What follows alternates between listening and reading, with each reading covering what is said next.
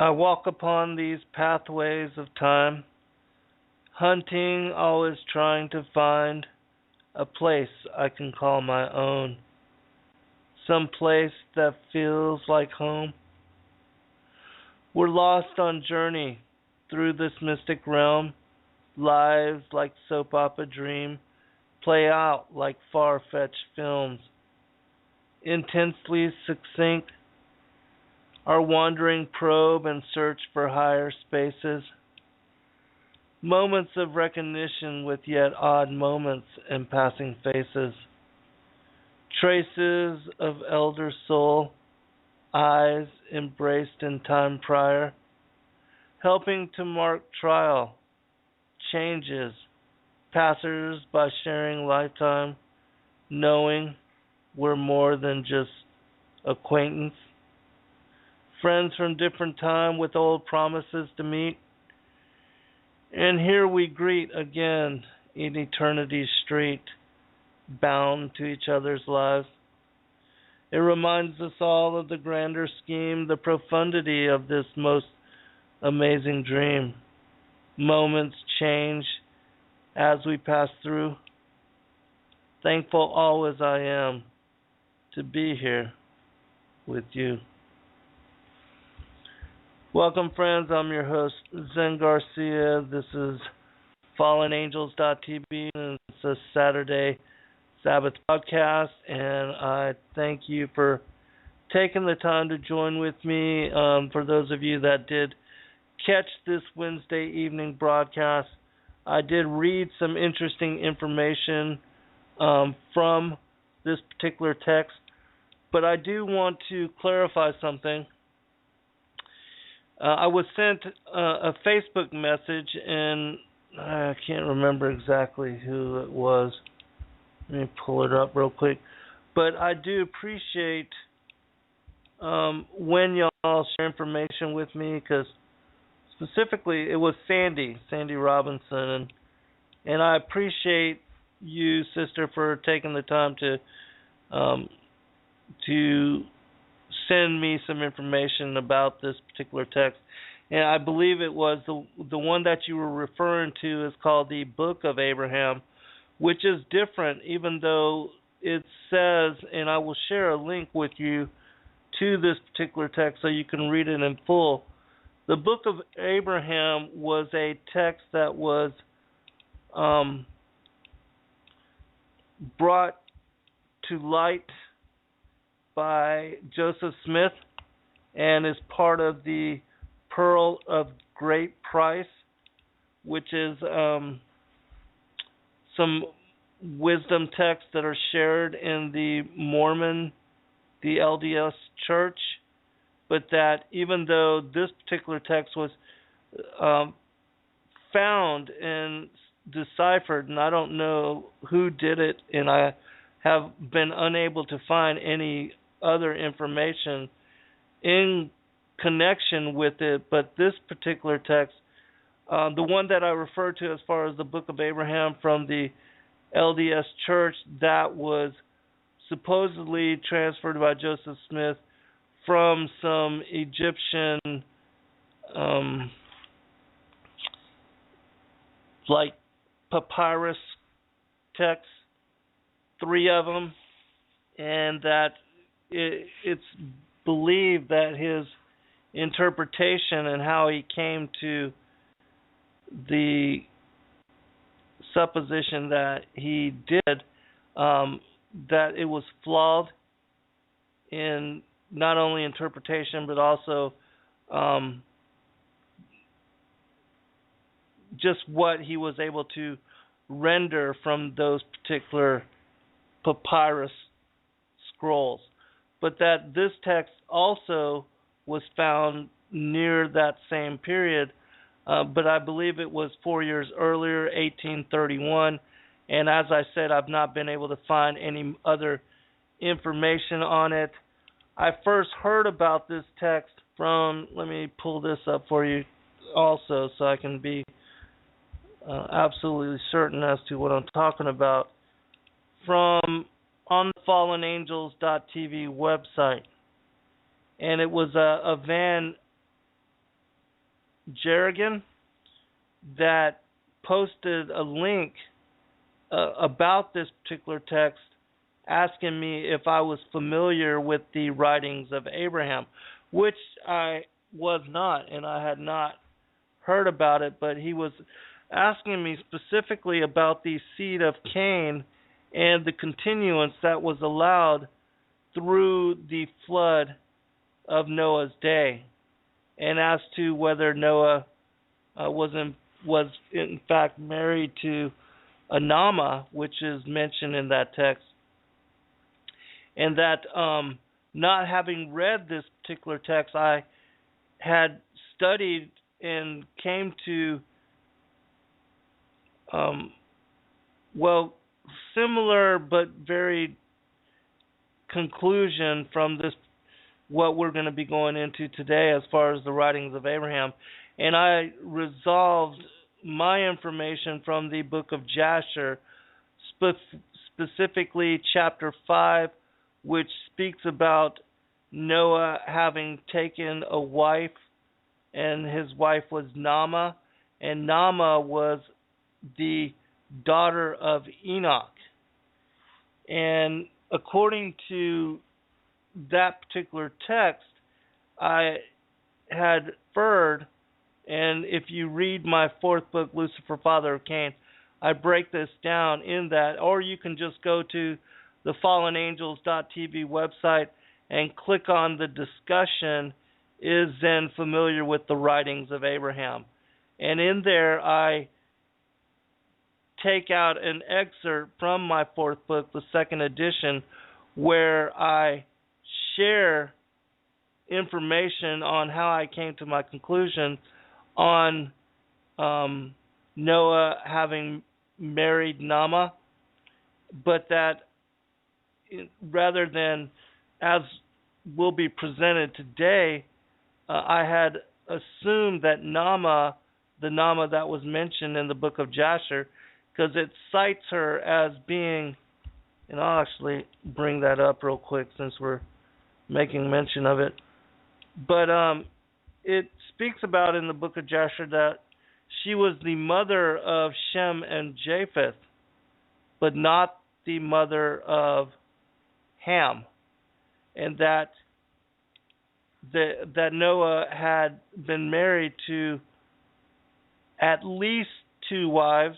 There's speculation in this text that will be going into the writings of Abraham that he may have even had a third wife, but that his first wife, which it doesn't mention her by name, but it does mention a younger wife after that of Naamah, but that the first wife was the mother of Shem and Japheth, and that both of them were of the promised line, and that they were absolutely from the seed of Adam, and that the second wife, whether it was Naamah of the daughter of Enoch or Naamah the daughter of Lamech of Cain's line, it depends on what particular text that you read, but it does say that whoever the second wife was, that she was the mother of Ham, and that it is through Ham's line, and Canaan specifically, that the seed of Cain was allowed continuance. And as I had answered in that show, or in last week's show, about why it was that first that Lucifer, Satan, was allowed to beguile Eve and to propagate his own bloodline, and also why it was that the seed of Cain was allowed to make it through the flood. It all goes back to the parable of the sower, and how in that particular parable, Matthew chapter 13, when Christ is speaking about the enemy that snuck into the garden, which is Satan, and that had beguiled Eve and impregnated her with Cain, that he was the father of the tares, that when these servants asked Christ, do they want them to root them up and to get rid of them, he says, no, let both grow until the time of the end. And that in the end he would send his angels as reapers to gather the wheat for the barn and the tares for burning. And that it is only, and I did a show on this past Wednesday, of which it won't be long, and I'll be sharing it on my YouTube channel under Endeavor Freedom. But anyways, that both it would be in the end, in the harvest, that the differences between the tares and the wheat become apparent. Because those that don't know as far as the natural, how the tare resembles the wheat almost completely, but that during the time of harvest, the wheat being laden with bounty, with seed, it will bow in the wind, almost as a sign of humbleness, of just as Christ example to us, that when the apostles asked him who amongst them was greatest, and he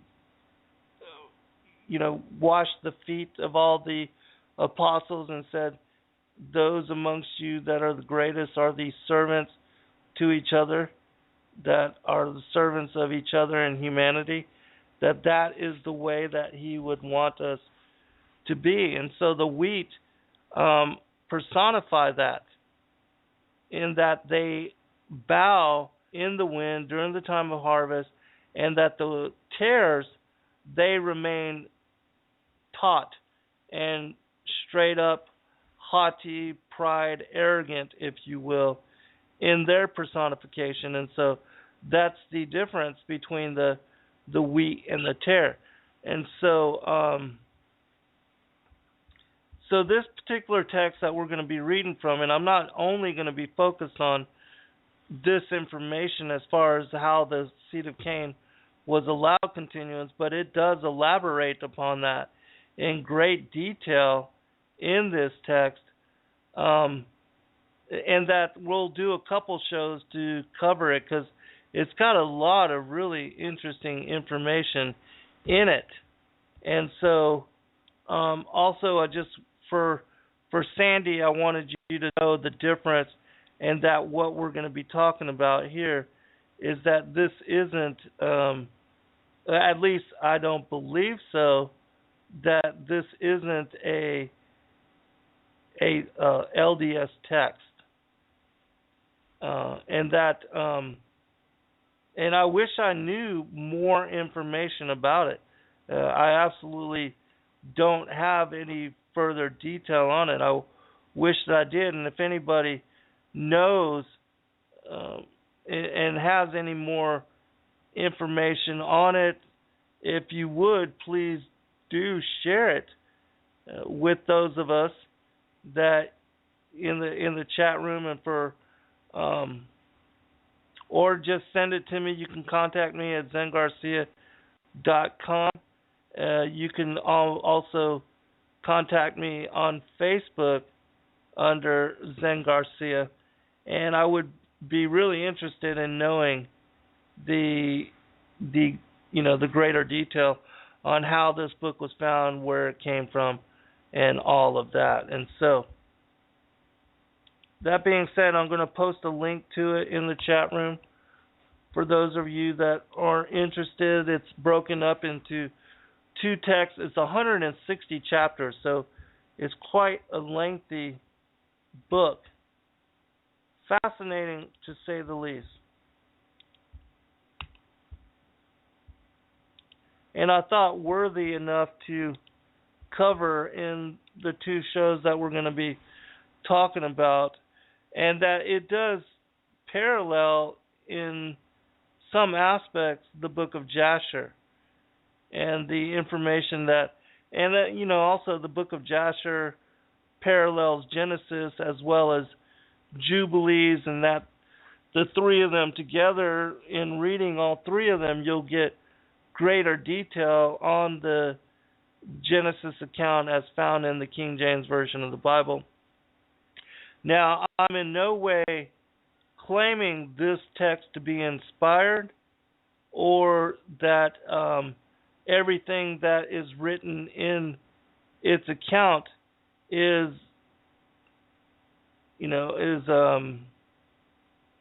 biblically sound. Not saying that at all.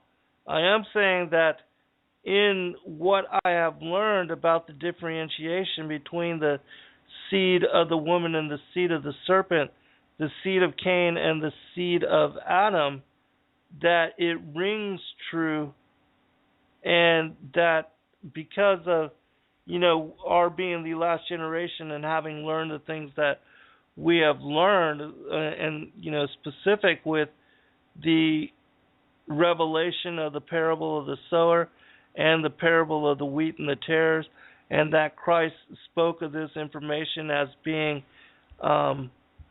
hidden since the foundations of the world, that I believe it to be profound in that manner.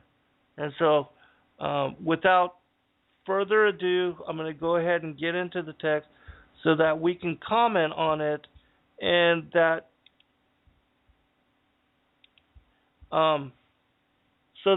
you'll be able to hear a great portion of what it is that I want to talk about and cover from this particular text. All right.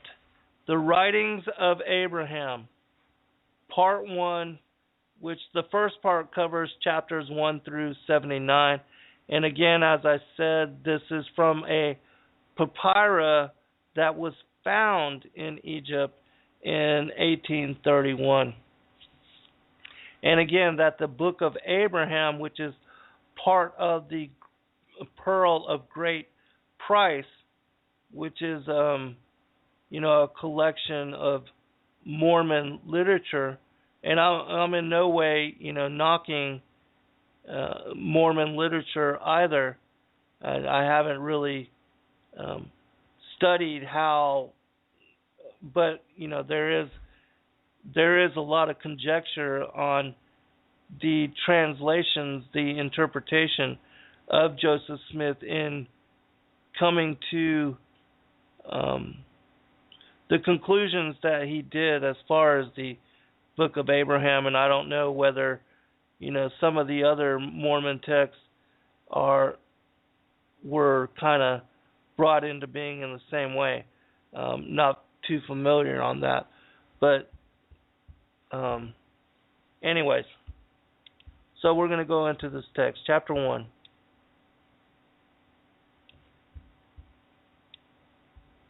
Behold, my son, I have caused to come into thine hands a fragment of the writings of Abraham, in which he hath left a record of his sojourn among men, and of the blessings of the Lord unto him. This I have brought to thee, that thou might restore that which is lost, that the fullness of the record in its original purity might be found again among the sons of God. Behold, these things are sacred, wherefore send them not forth unto the children of men, but let them be for the edification of the elect, that your hearts may be turned unto the fathers, and ye may draw close to them, and they to you. Thus will the veil be withdrawn, and you will commune with the general assembly and church of the firstborn, and shall even be ushered back unto my presence.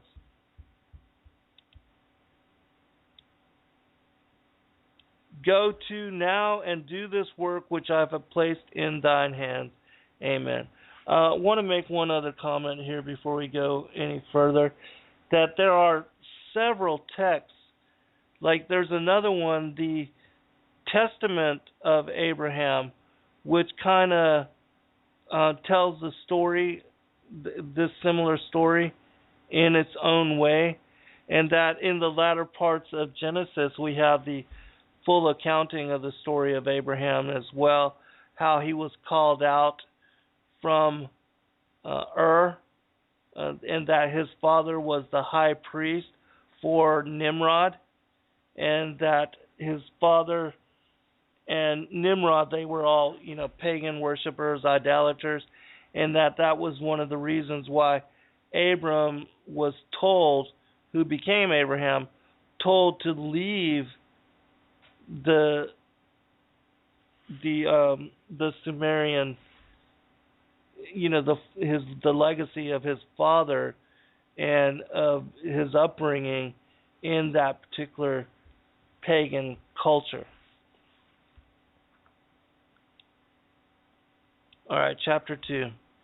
And if you have questions, certainly post them into the chat room and I'll get to them as I can. Abraham was born the son of Terah, who was prime minister to Nimrod, who reigned in Ur of the Chaldeans. Now this Nimrod was a wicked man and an idolater, and my father Terah was led to follow after his abominations. Moreover, Nimrod was a man of mighty power, for he was a master Mahan, and had in his hands the secrets of the ancients, as they had come down from Cain, wherein he knew the words of power and the signs for using them, and he had the holy garments which he had been given unto Adam in the garden, in which was great power.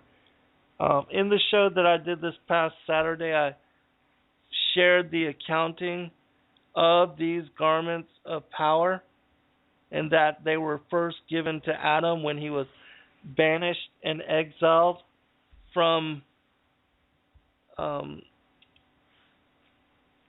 paradise, and that Adam was the first in the line of priests from the order of Melchizedek, and that I'll read one real quick passage in reference to this, because in the second half of this text it makes mention of this particular order, and that it says that it was established by the ancient of days, and that the Melchizedek priesthood had been here ever since the banishment of Adam from paradise, if I can find this particular. But anyways, and so the order of light, or the priesthood, was established a long time ago. Even with the banishment of our parents, our parental ancestors, to this particular fallen place and fallen way of being. Okay, here is the passage, I believe.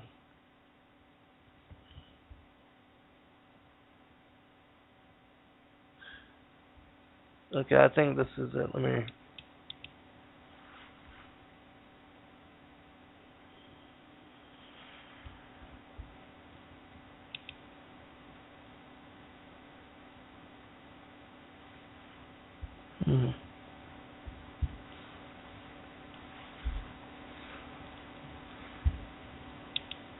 Looking for the exact passage.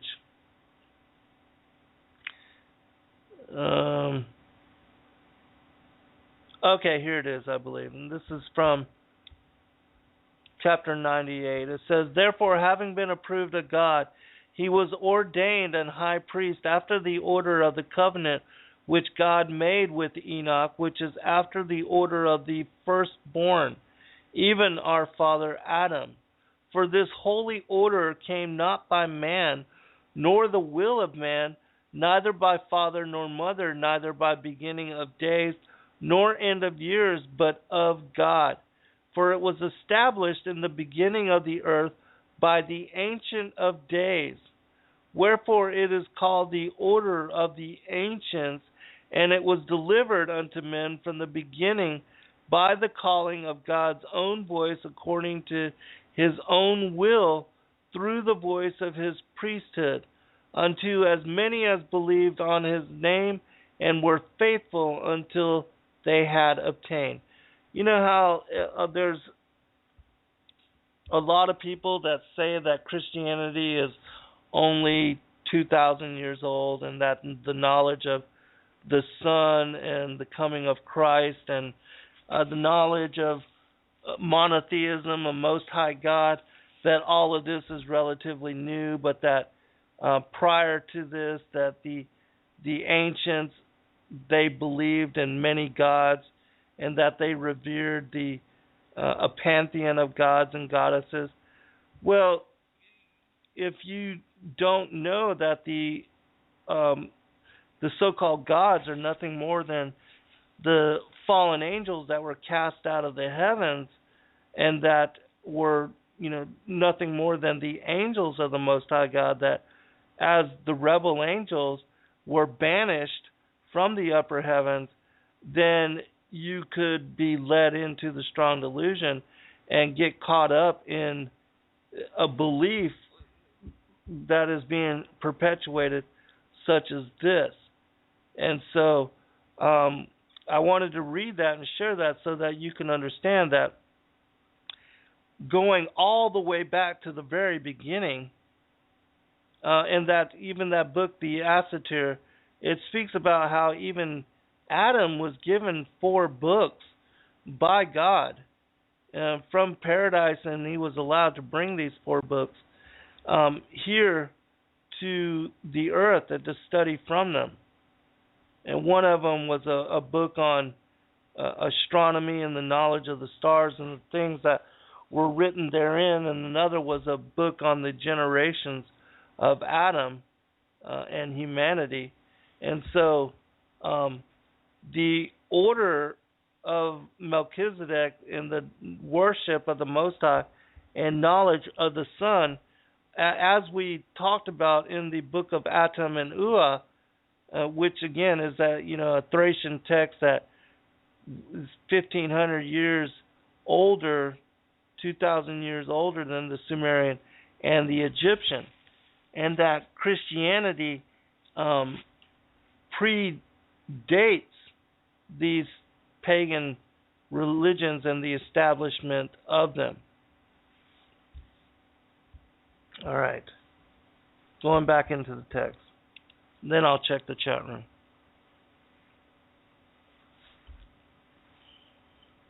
All of this power did Nimrod use to get gain after the manner of the secret combination. With his power he had set out to build a tower which would reach to heaven, even the city of my father Enoch, which had been taken up, that he, Nimrod, might depose God from his throne, for God had taken up his abode among the people of Enoch. And that's really interesting to me, because it says not only, Enoch, but the city associated with him, that the entire city was taken up with Enoch. And that this is New Jerusalem, the city of God, which will come down, after the judgment, the harvest, according to Revelation 19 through 21. All right. But God frustrated the plans of Nimrod by confounding the language of him and his people, that they could no longer remember the sacred words, and they scattered forth over the face of the earth. At that time Nimrod came and established the city of Ur, which is the city of light, for he yet retained his determination to build a city to rival the city of God, that the light and power might center in him. And through the ministration of Satan, he did receive again some of the words of power, and did reorganize the secret combination among his people. But he had not power as at the first, for the fullness of the pure language was not restored to him according to the decree of the Most High God. Now, in all the wickedness of Nimrod, my father stood by his side, for he was deceived by the subtle cunning and power which Nimrod possessed. Chapter 3.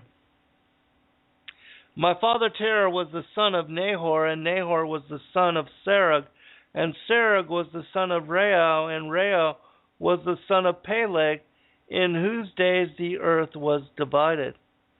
Peleg was the son of Eber, who was the son of Eber, who was the son of Salah, who was the son of Ephraxad, and the son of Shem, who was Melchizedek, which I found that to be interesting too. Now, there are different stories and different accountings according to, various texts that you read. Some say that Melchizedek was not born and never died, and there are other texts which assert that Melchizedek was born of a certain family of priests, and that Samuel took him and adopted him when his children fell to the way of Cain and became corrupted, and that the priesthood was established again with Melchizedek, and that Melchizedek was told to not leave a certain area of land, and that because he was well respected and honored by not only Abraham but by many other kings and priests, they would come to see him and to get advice from him, and so they built up Jerusalem around him, and that's how Jerusalem was established according to some of the, some of the texts, and that this is also the place that the altar where Adam had established the first altar, and that this altar was also the one that Noah had repaired after the flood and the devastation of the deluge, and that this is also the altar that Abraham was going to offer Isaac upon. And so all the stories, all the generations, they kept coming back to this particular land.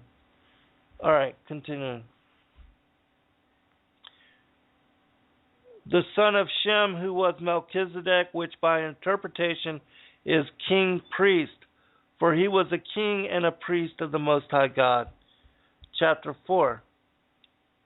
Noah was the son of Lamech, the son of Methuselah, the son of Enoch, who was taken up with his city, and that they might minister unto those in the flesh who sought a higher law than was available to them on the earth. Now the birth of Noah was after this manner.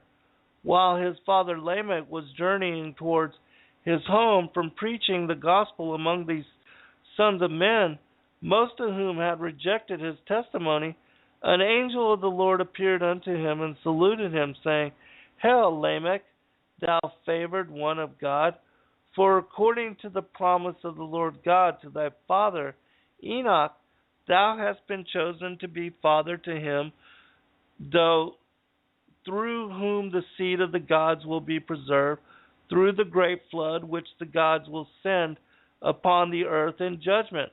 For all the sons of men have gone astray through the corruption of those angels who fell from among the gods, and mingled their seed with the daughters of men, and begat sons of great strength and mighty wickedness. All right, I know you might be asking, Well, what is he talking about? Gods. Remember in Psalms 82 where it says that ye are ye are gods, but shall die like men.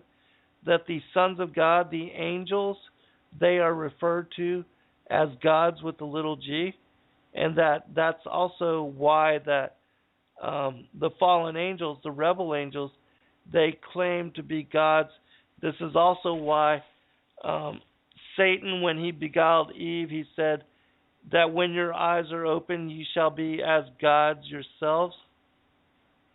It's the same thing in that not gods per se as the creator God, Yahweh Elohim, the Most High God, who is the creator who manifests and brought all things into being with the Son, the only begotten, that the Father and the Son are one, but that the angels and us in our first estate, that we have that connecting link with the Most High God, and that we are considered co-creators with God. And so that's what it's speaking about. Just like in Genesis with the first creation being done by Elohim. Same kind of thing, same kind of concept. All right. Check the chat room real quick.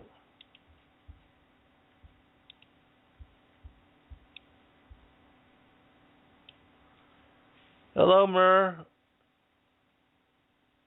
Welcome, Brother Jose, and thank all of you that have taken the time to be with us today, and I hope that this text blesses you. Since there's so many more of you now in the chat room, I'm going to go ahead and post a link to the text that I'm reading from so that you can follow along and so that you can read it for yourself whenever you should desire to do so. All right, continuing.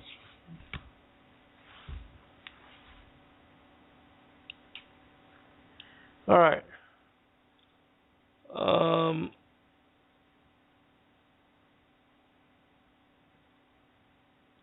For all the sons of men have gone astray through the corruption of those angels who fell from among the gods and mingled their seed with the daughters of men and begat sons of great strength and mighty wickedness. Yea, these have caused all flesh to corrupt their way before the Lord. Wherefore they shall be destroyed, save thy son, who shall be the seed of the angels. Chapter 5.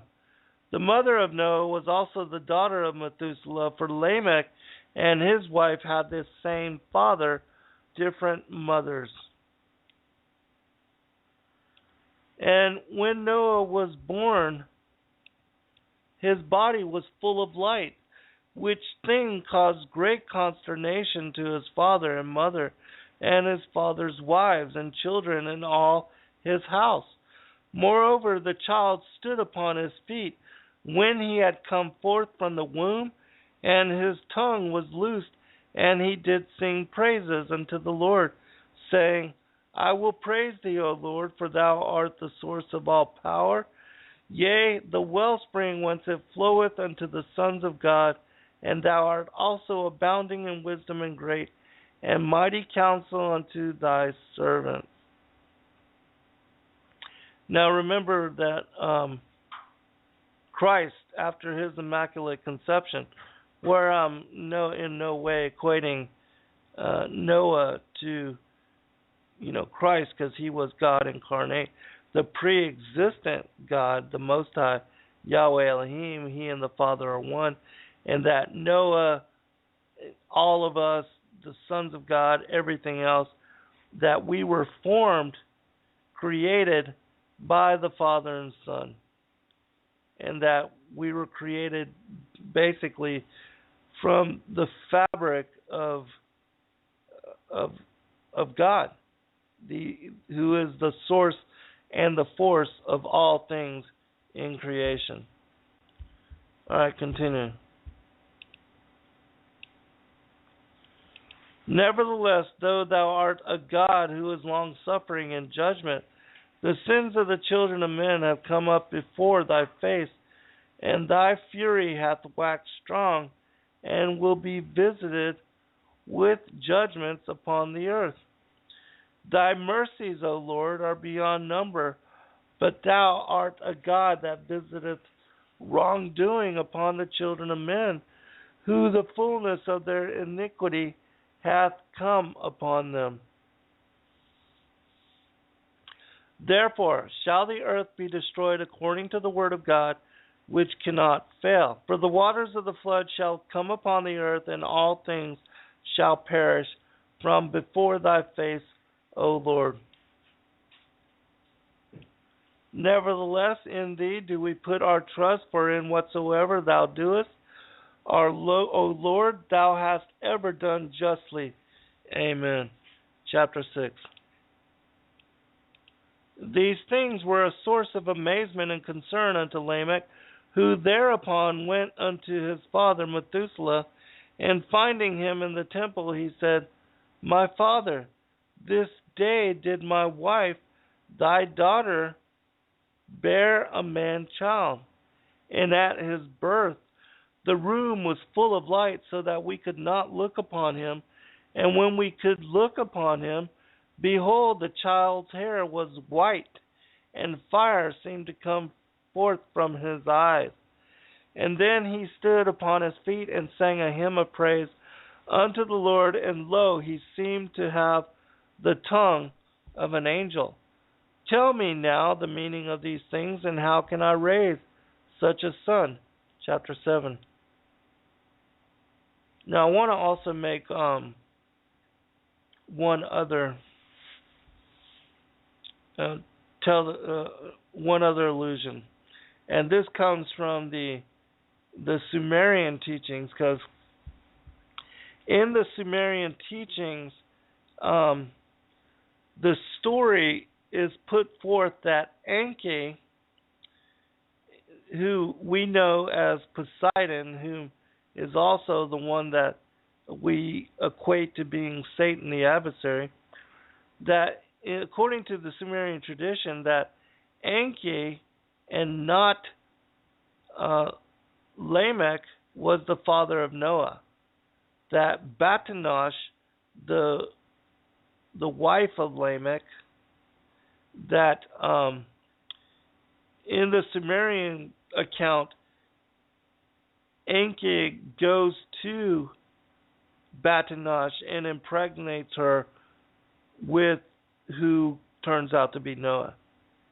And according to the Sumerian teachings, which, you know, is another way of them trying to take away the honor of Noah, and that he was a son of the line of Adam and a child of Lamech, and that they are doing so in order to demarcate the specialness, the uniqueness of Noah. And I just wanted to make mention of that, because a lot of people, just as they think that Enki was the creator of modern humanity, that they also think that he was the father of Noah. So, anyways, continuing. Hearing these words, Methuselah too was troubled, and said, Fear not, my son, for although I know now the meaning of these things, I will go unto my father Enoch, for he is privy to the angels, and he will be able to explain all things to us. Whereupon Methuselah traveled to the top of the highest mountain, whence he could speak unto his father Enoch, and he said unto him, My father, my daughter, who is the wife of my son Lamech, hath this day brought forth a man-child? And at his birth, the room was full of light, so that they could not look upon him. And when they could look upon him, behold, the child's hair was white, and fire seemed to come from his eyes. And then he stood upon his feet and sang a hymn of praise unto the Lord. And lo, he seemed to have the tongue of an angel. Thus saith my son Lamech, who is greatly perplexed as to the meaning of these things, and how he can raise such a son. Chapter 8. Hearing this report, Enoch comforted his son Methuselah, saying, Fear not, my son, nor fret thyself about this matter, for did not a holy angel visit thy son Lamech, and tell him that this should be the seed of the angels? And was it not so? For this cause have these things happened. But on the 8th day, when the child is circumcised, he shall be covered, and shall appear as other men, except that his hair shall remain white, as a token that through him the Lord will do a mighty work. This word did Methuselah return to his son Lamech, and he was comforted. Chapter 9.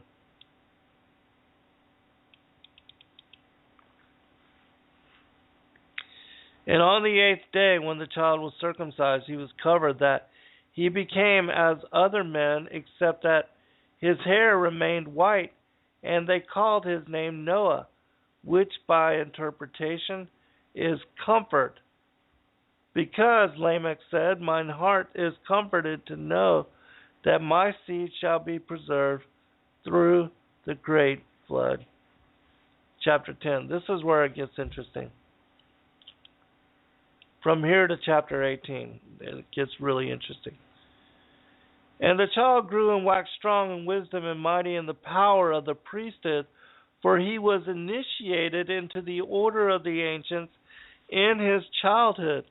And he learned the rites and ordinances that the powers of the priesthood, with the signs and tokens and key words wherewith he could call upon the powers of the heavens to combat the forces of the adversary. I want to make one other comment here. That Abraham, when he was born, all of the priests under Nimrod, they told him that Abraham would overthrow his kingdom and overthrow his gods. And so he sought to kill Abraham.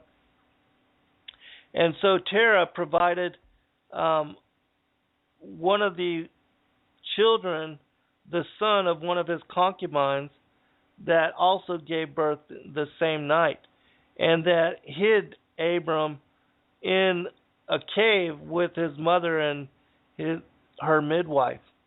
And that up to the point that Abram was 10 years old, he stayed in this cave, and every new moon night his father and his brothers would visit them.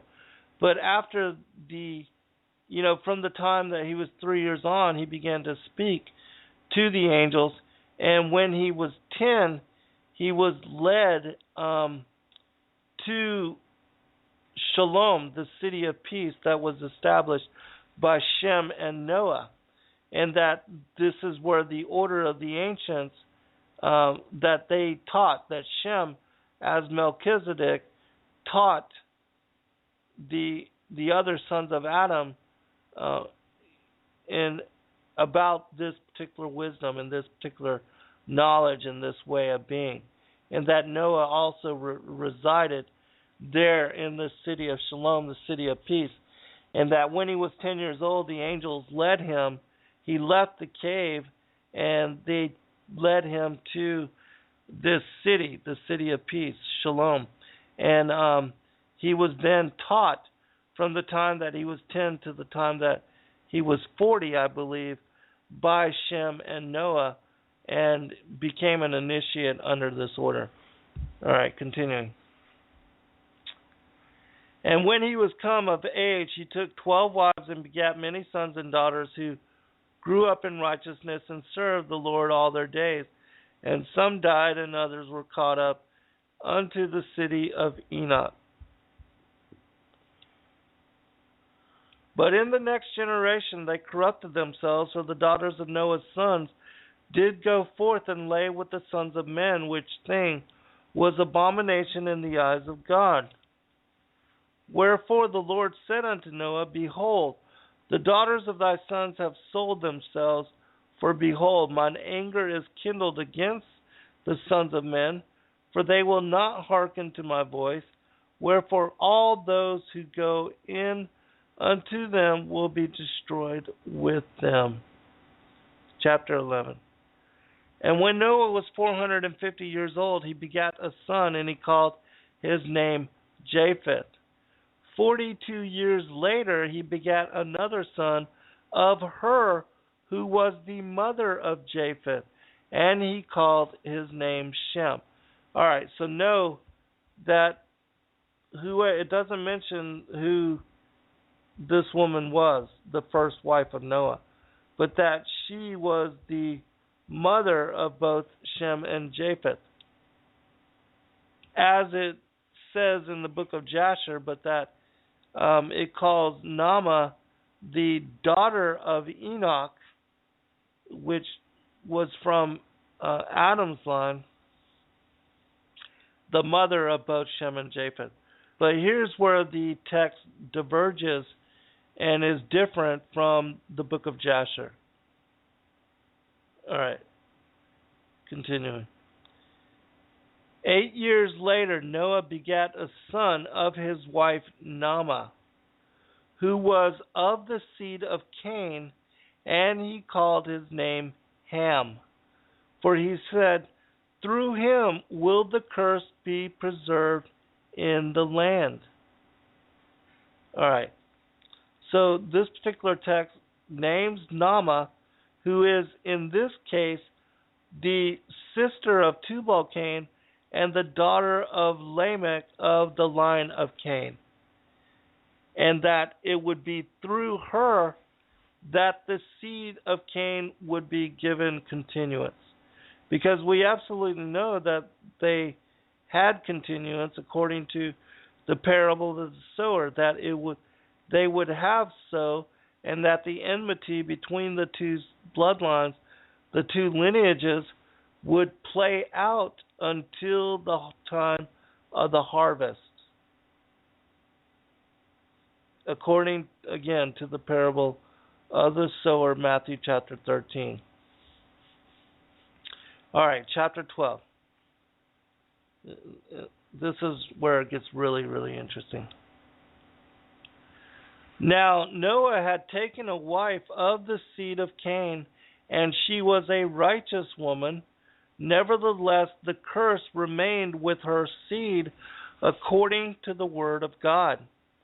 And Noah took her on this wise, for the word of the Lord came unto Noah, saying, Take unto thyself Naamah, the daughter of Lamech, who dwelleth here in the city of thy fathers, for she hath been faithful to my gospel. Wherefore I shall preserve through her the seed of Cain through the flood. This Lamech was the father of Naamah, who was the seed of Cain, being the son of Methuselah, the son of Mahujael, and the son of Irad, the son of Enoch, the son of Cain.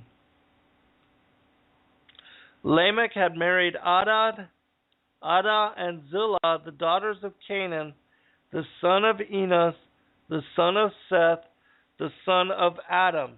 Adah bare children unto Lamech, but Zillah was barren unto her old age, when the Lord opened her womb, and she conceived and bare a son and a daughter. Her son she named Tubal-Cain, saying, After I have withered away, have I attained him from the Almighty God. Her daughter she named Naamah, saying, After I had withered away, have I obtained pleasure and delight. Chapter 13.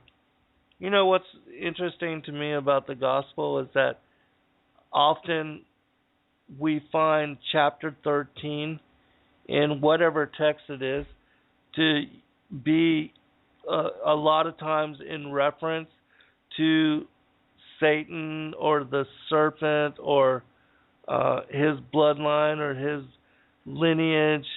That a lot of times it plays out that way, which I think is really interesting. But before I continue with chapter 13, I want to really quick reference something from the book of Jasher of what I talked about.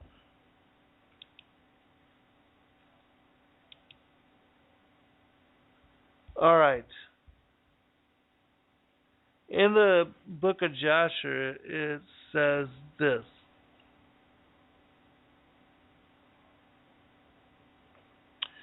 Noah, the son of Lamech, refrained from taking a wife in those days to beget children. For he said, surely now God will destroy the earth. Wherefore then shall I beget children? And Noah was a just man. He was perfect in his generations, and the Lord chose him to raise up seed from his seed upon the face of the earth. And the Lord said unto Noah, take unto thee a wife and beget children, for I have seen thee righteous before me in this generation, and thou shalt raise up seed, and thy children with thee, in the midst of the earth. And Noah went and took a wife, and he chose Naamah, the daughter of Enoch. Notice the differentiation here.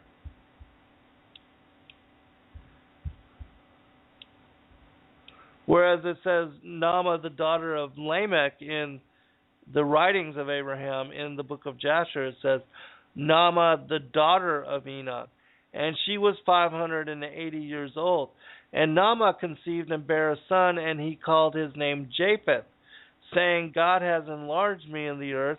And she conceived again and bare a son, and he called his name Shem, saying, God has made me a remnant to raise up seed in the midst of the earth. And Noah was 502 years old when Naamah bare Shem, and the boys grew up and went in the ways of the Lord in all that Methuselah and Noah, their father, had taught them. And so you see, even though both kind of say the same thing, in that the first wife of Noah was responsible for the birth of both Shem and Japheth, and that the second wife was responsible for the birth of Ham. All right. So we'll continue with the writings of Abraham. Chapter 13. While Naamah was yet a child, great consternation fell upon the seed of Cain. For Irad, the son of Enoch, the son of Cain, had become a member of the secret combination and was privy to all its secrets, until one night when the Lord appeared to him in a dream, saying, Irad, thou hast done evil instead of good, and hast followed after Satan rather than God. Wherefore I shall destroy thee and thine house when I send in the flood upon the earth.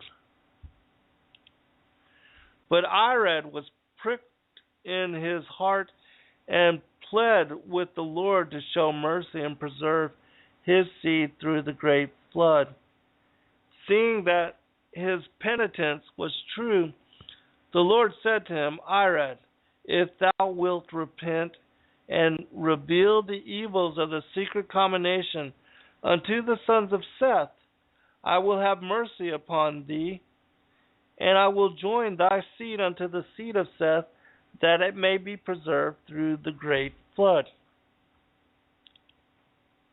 Wherefore Irad went forth and began to reveal the secrets of the sons of Cain unto the sons of Seth. Lamech, being master Mahan at that time, found Irad sitting in his garden with Joram, the young son of Irad, and slew him. Thus Lamech slew Irad for the sake of the oath of the secret combination, and he slew Irad's son with him. But Tubal-Cain, the son of Lamech, had followed him and viewed his evil deed which he had committed, and he revealed it unto his mother Zillah, and she unto her sister Adah. Wherefore Adah and Zillah confronted Lamech with his evil, and cursed him in the name of the Lord for having slain Irad, who had repented of his wickedness from among the sons of men. And Lamech said unto his wives, Adah and Zillah, Hear my voice, ye wives of Lamech, hearken unto my speech, for I have slain a man to my wrongdoing, and a young man to my hurt. If Cain shall be avenged sevenfold, truly Lamech shall be 70 and sevenfold. Want to remark that this story is different from the book of Jasher, in that it's either Jasher or Jubilees, but in the book of Jasher or Jubilees, it talks about how Lamech was hunting with his grandson Tubal-Cain, and that Tubal-Cain told him to shoot in a particular direction, having seen this great beast, and that when he shot, he killed the creature, and that and Lamech was blind, and so when he went to go see what he had killed, he realized from a horn that this creature had a great horn, and that it says also in this text that horn was the mark of the beast that was put upon Cain in order to protect him from the other people and beasts of the world. And that and it's also my contention that Cain was only protected and only preserved for a short time so that he could propagate the seed of Cain. Because if he would have been brought to death immediately, the sons of Cain, the tares, would not have been allowed to come up with the wheat.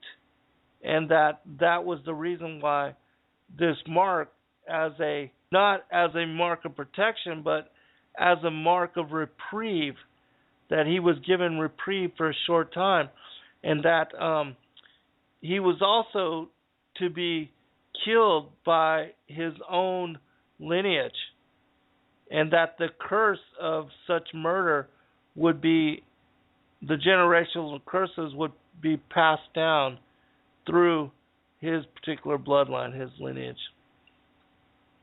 But that this story is different. It's talking about the, Tubal-Cain and Irad as being the two that were murdered. Which the book of Genesis speaks about this a little bit, but doesn't detail either of these stories in the way that you can find in this or in the book of Jasher. All right, continuing.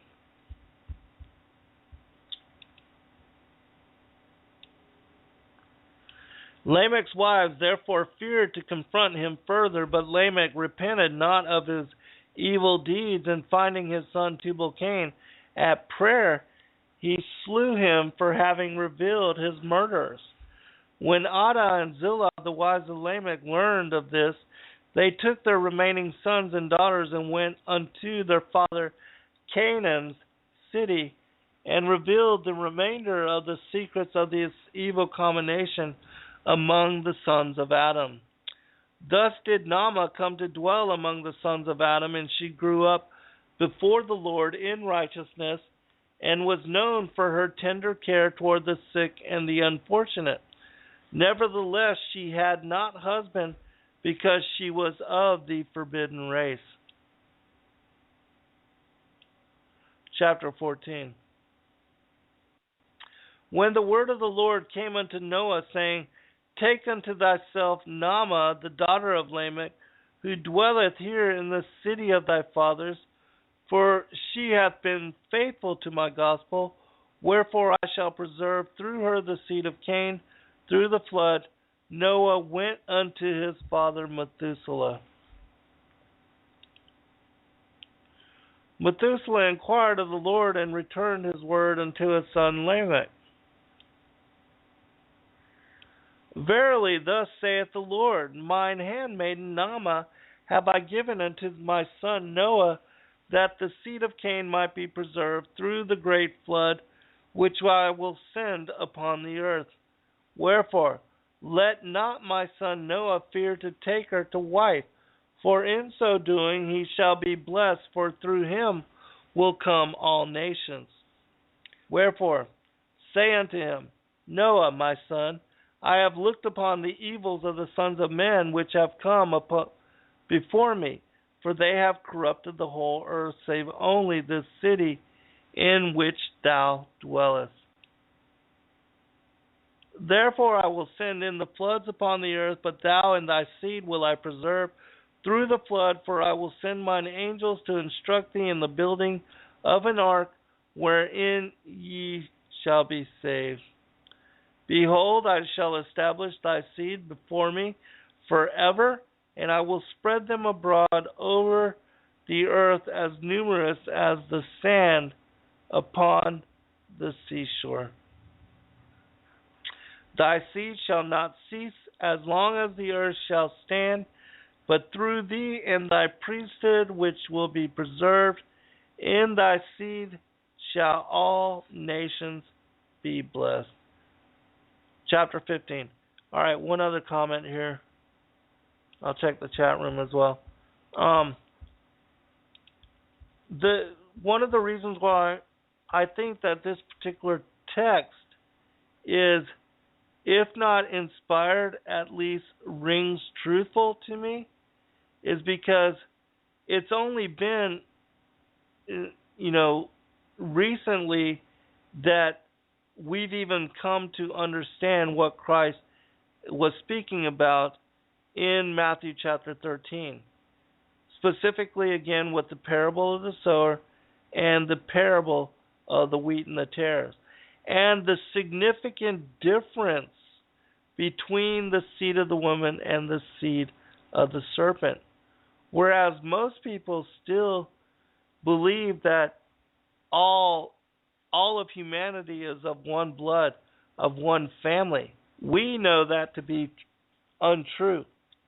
And that those of you that share this as discernment, that share this as revelation with me, and that having done your own homework, have been led to this understanding in great profundity, we absolutely understand what Christ is speaking about now when he talks about the parable of the sower, where the enemy snuck into the garden, and that it was the enemy that had sowed the tares, and that in the parable of the wheat and the tare, he absolutely gives great clarification to that particular parable of the sower.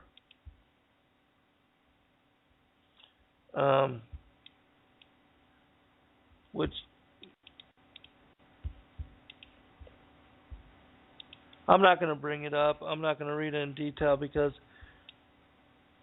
those of you that have been following this show for a long time now, you know exactly what I'm talking about. And that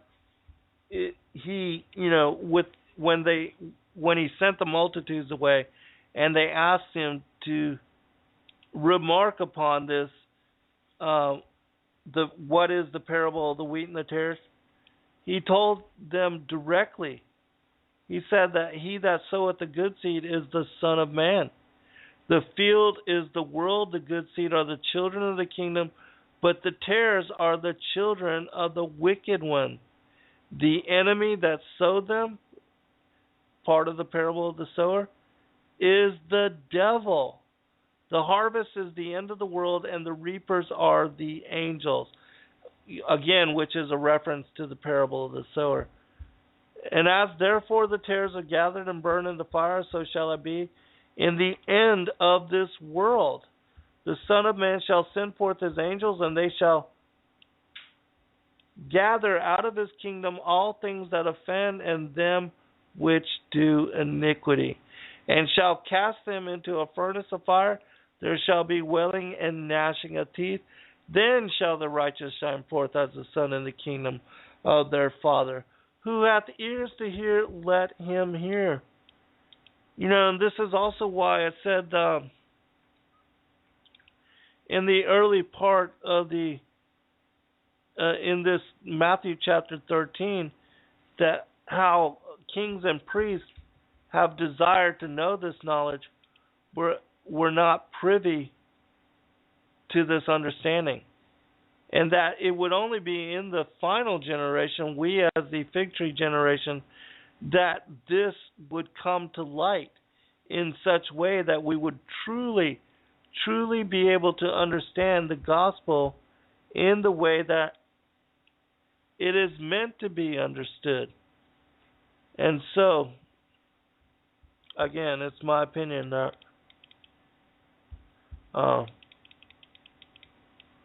we are that generation, and we are the ones that are to understand this in that way. And understanding this in that way, we can make sense of the world situation, the whole thing as far as who the New World Order elites are, why all the presidents seem to be of one bloodline, and how they're blood related to the royals.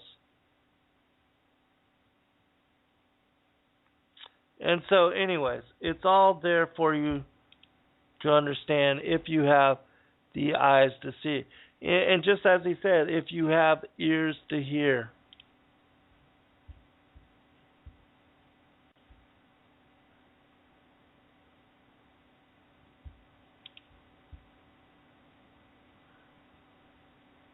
Okay, yeah, right here it says, for verily I say unto you that many prophets and righteous men have desired to see those things which ye see and have not seen them, and to hear those things which ye hear and have not heard them.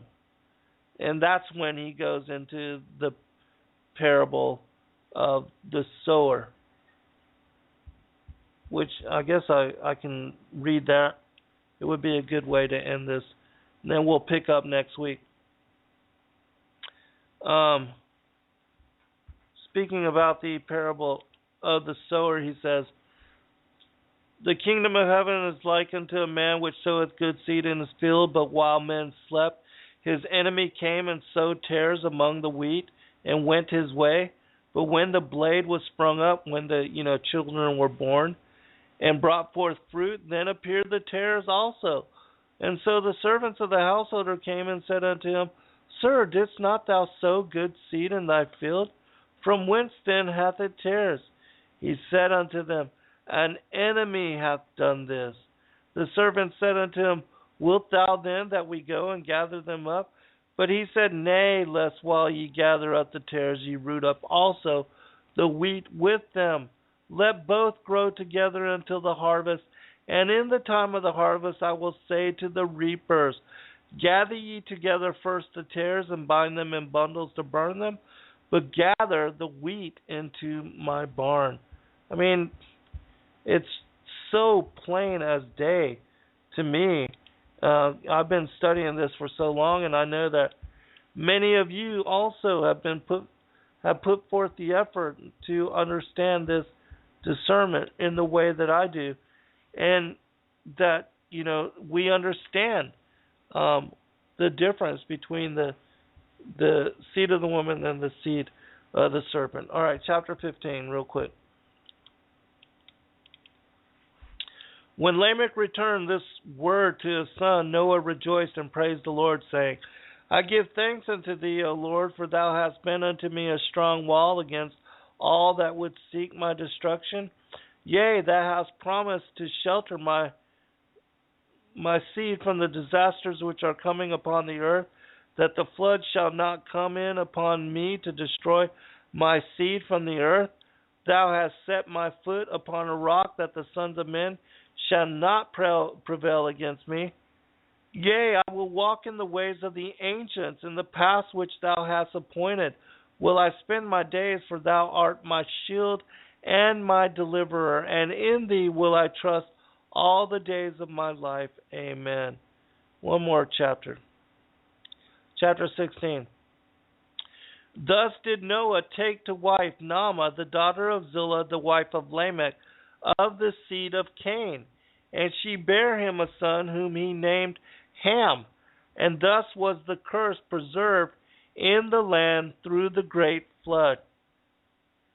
For when the patience of God was ended, in which he did grant a space of time for repentance unto the sons of men, the floods came in upon the earth and destroyed all flesh from off the face of the earth, save 8 souls only.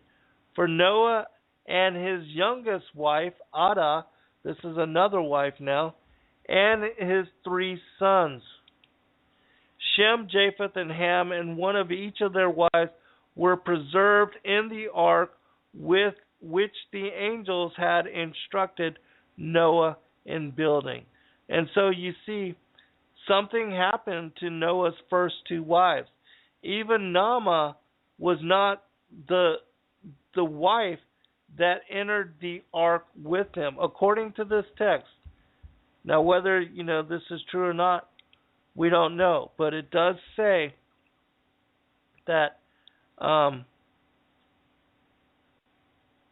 the earth save 8 souls only for Noah and his youngest wife Adah, Adah, and his 3 sons, Shem, Japheth, and Ham, and one of each of their wives were preserved in the ark in which the angels had instructed Noah in building. The remainder of the righteous had died or been caught up into Enoch's city prior to the time of the flood, and these 8 were saved. One more chapter. I think I've got time. Chapter 17. Now when the flood had abated and the ark had come to rest upon the top of a mountain, Noah and his family descended, and after offering sacrifices unto the Lord and dedicating the land, they began to till the ground and raise all manner of crops. And when the grape harvest was come in, Noah made wine and drank of the new wine in his tent, and his heart was made glad, and he rejoiced before the Lord for the bounty which the Lord had given him. And it was upon the feast of Pentecost which Noah drank of the new wine before the Lord, and lay down naked in his tent to sleep. When Noah, the son of Noah, entered the tent, he saw his father sleeping naked upon his bed, with the sacred garments which had been given to Adam in the Garden of Eden laying nearby. Ham knew that he and his posterity could not bear the priesthood because of the curse of Cain which was upon them, and knowing there was great power in the sacred garments, he stole them from his father Noah and hurried to his tents. Rousing his family, Ham instructed them to strike their tents and led them away to the plain of Shinar, where he dwelt and where Ham died. Now Ham's wife was named Zeptah, and she was also of the seed of Cain, and they had a daughter named Zeptah. This daughter, after the death of Ham, led a body of his people westward until they reached the body of water in the land of Zeptah, which is Egypt, where they settled, and as the waters receded from off the land, they spread out and built many cities and temples. All right, we'll pick it up there next week. We stopped at chapter 18. I hope that you found this information of interest. I absolutely did. I was fascinated by the reading of the text, and it's interesting, again, to me, the differentiation between the seed of the woman and the seed of Cain, and the commentary that it shares on how the seed of Cain was preserved specifically to have continuance until the time of harvest when Christ comes again. God bless all of you. I hope that you have a beautiful and wonderful evening. Till next week, be blessed all.